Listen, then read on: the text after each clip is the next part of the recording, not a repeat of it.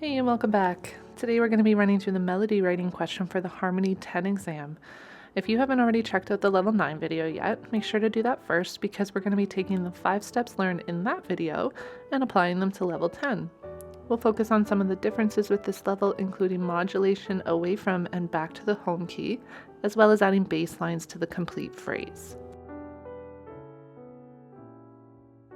Here's an example of what you'll see on your exam. After you've identified the type of dance and determined the form that you'll be using, you're going to want to start with step 1, setting up your score. So you want to start with adding clefs, key signatures, bar lines, and braces to the start of each line.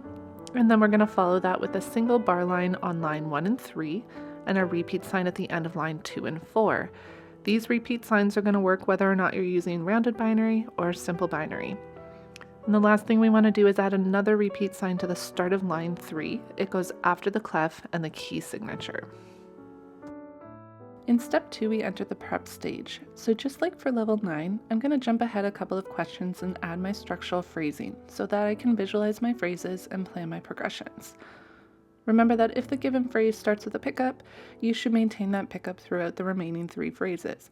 And with that third phrase, we're going to write the pickup at the start of this line rather than the end of line 2 because we want to include it with the repeat since it is a part of the third phrase.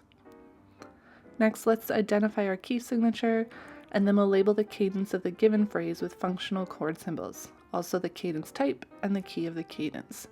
Finally, label your sections with capital letters.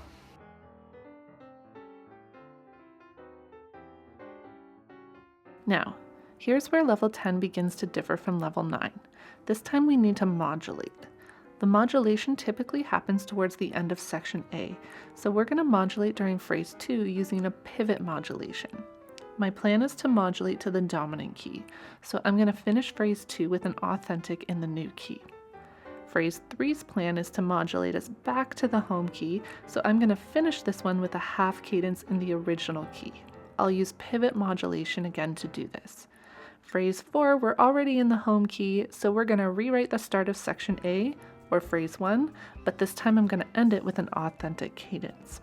So just a quick recap, I've got 2 musical periods, and each one of these have 2 4-measure phrases. The first one's going to end with an authentic cadence in the new key, and the second one is going to end with an authentic cadence in the original key. What's also different for this level is that it includes a little bit more analysis than we did in level 9. So during the prepare stage, I'm going to write out my functional chord symbols for the implied harmony in phrase 1. This is going to be helpful because I can see the harmonic rhythm, or how often the harmony is changing, as well as what kinds of chords are being used so that we can maintain some of that unity throughout the piece. Just keep in mind that exam questions do vary, so in this case, they're asking for the analysis of the first line, but some questions may require analysis for multiple or different phrases. Step 3 is where we plan what we're going to do for each phrase. So just like I did for level 9, I'm going to use repetition for phrase 4 and rewrite phrase 1 but with a different cadence. For phrase 2, I'm going to use a bit of variation, which means I'm going to use what they've given me, but change some of the intervals and rhythms. In phrase 3, I'm going to employ a sequence, so this is where I pull a motif found in phrase 1 and apply a pattern to it. If you're feeling extra ambitious, you might even try writing out one of your learned sequences, like the descending fifths. In step 4, we start writing out our phrases. So I always like to start with phrase 4 when I'm doing rounded binary since a lot of the material is already given to me. As I'm writing, I'm keeping an eye out for the cadence to make sure that an authentic cadence is going to flow smoothly. So here I just need to do a slight little adjustment to the rhythm on the first beat of the third measure. And for this particular exam question, it doesn't require a bass line for the 4th phrase, so I'm just adding rests except at the cadence.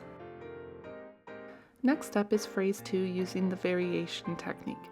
Remember, I need to pivot to A major here, so there's 2 important things to remember.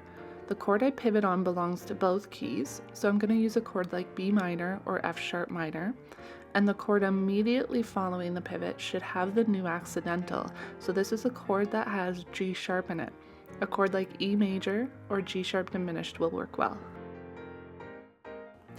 And just another friendly reminder to be checking that exam question because each one is slightly different. This question doesn't require baseline for phrase 2 except at the cadences, so I'll fill in the empty measures with rests.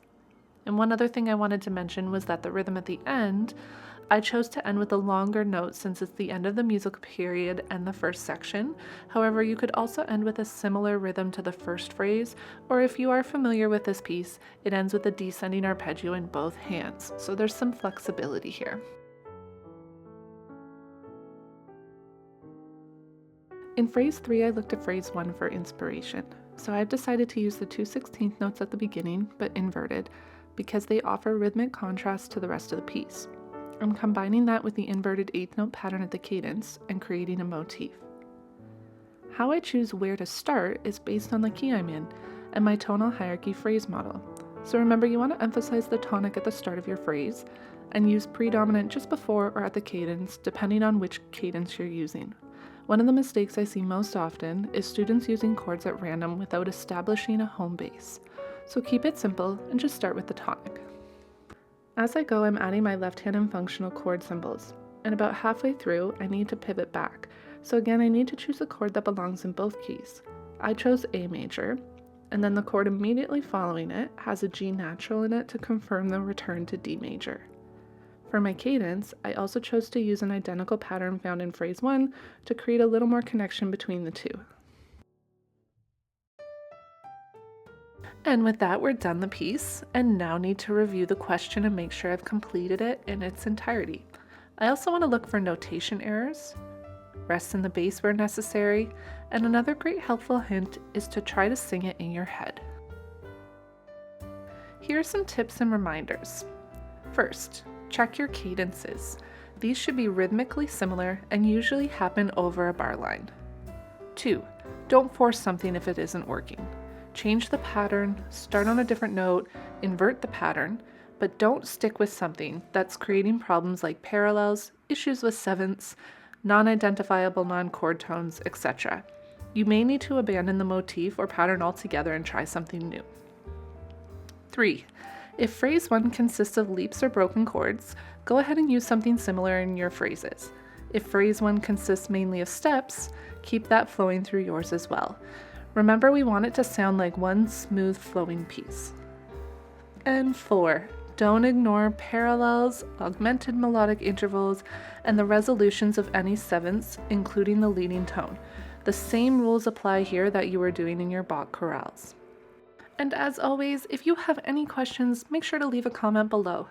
Good luck on those exams, and remember to plan first.